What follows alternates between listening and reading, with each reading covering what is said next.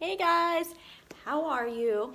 I wanted to come make a live video today because I keep hearing this similar concept over and over this week. I don't know what's going on, but people are feeling overwhelmed. Like, I don't know, I keep reaching out to people and they are like coming back with, I feel overwhelmed.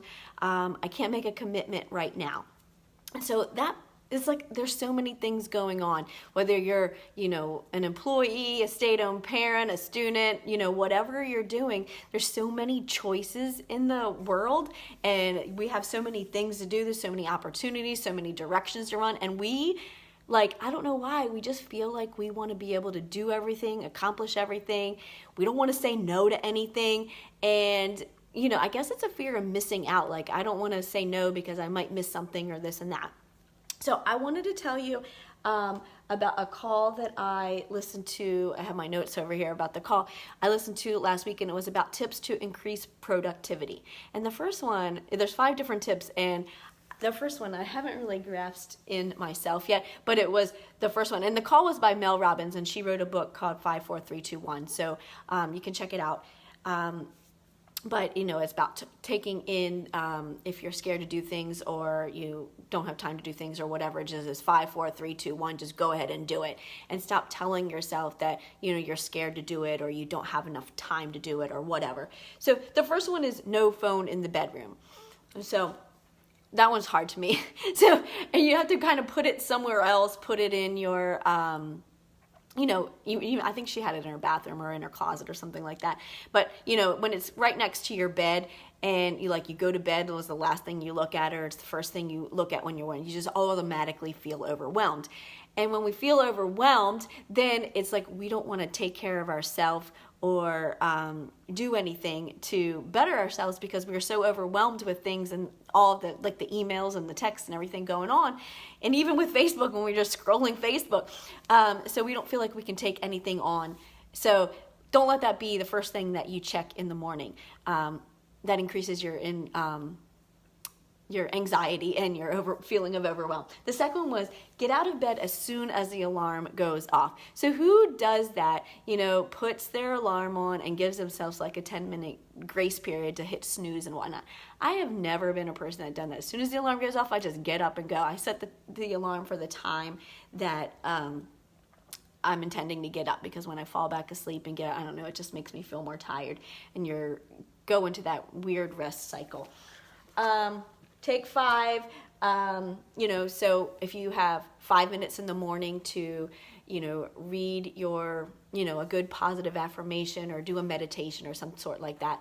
I've been trying to do that. I tell you, it's really hard to sit still. And that's, added to that level of overwhelm and things going on. So take 5 minutes for yourself to get yourself organized and ready for the day.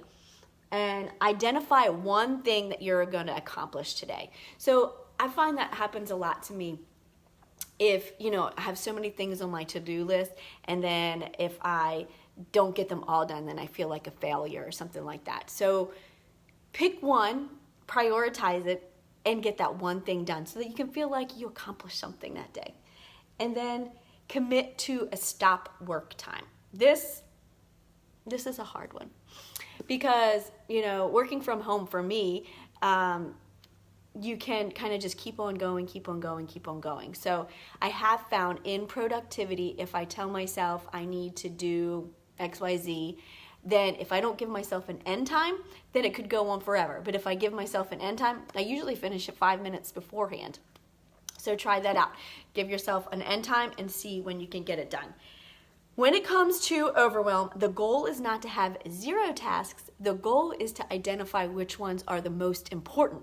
So prioritization is a big key. We have to figure out what is most important and then put that at the top of the list. I would hope that all of you would agree that you are the most important, okay? Your health is the most important. Your stress levels, keeping them low, keeping your energy levels high. Those are the most important things. So why is it that I keep getting messages from people that say, I'm overwhelmed and I can't commit to anything right now because they're doing all these other crazy things that are taking their energy away, that is leaving them stressed out, is not putting their health first, and in the end, their stress levels are so high because they're not taking care of themselves and they're not eating properly. So if you were to take care of yourself and do a little bit of exercise, eat right, this and that, then the other things you would be able to deal with in a better way and a more relaxed way, and you wouldn't feel so overwhelmed. So it is a full cycle. You know, you have to take care of yourself. It's just like on the airplane. You have to put your mask on first before you go off and you take care of all of the other things and all of the other people. It is true. So I just wanted to tell you, you know, hopefully those 5 tips will help you. I have the group that I have going on right now, they are committed. We're not 100% like perfect people and not doing everything perfect. We're not. But what I like to do is help people simplify their process so that they can get things done faster. And, you know, I don't know. I guess before I got into the way I am right now with the health and fitness, prior to that, I used to I had a girl come over the other day and we were doing a workout and she said she needed to wipe off my counter. And it kind of made me laugh because she wanted to wipe off this counter. But I mean, there's food all over my counter. Not like all over, it's not crazy, but it's marble, so you can't really see it and it's hard to see. And I honestly had not wiped it down from the night before where the kids ate.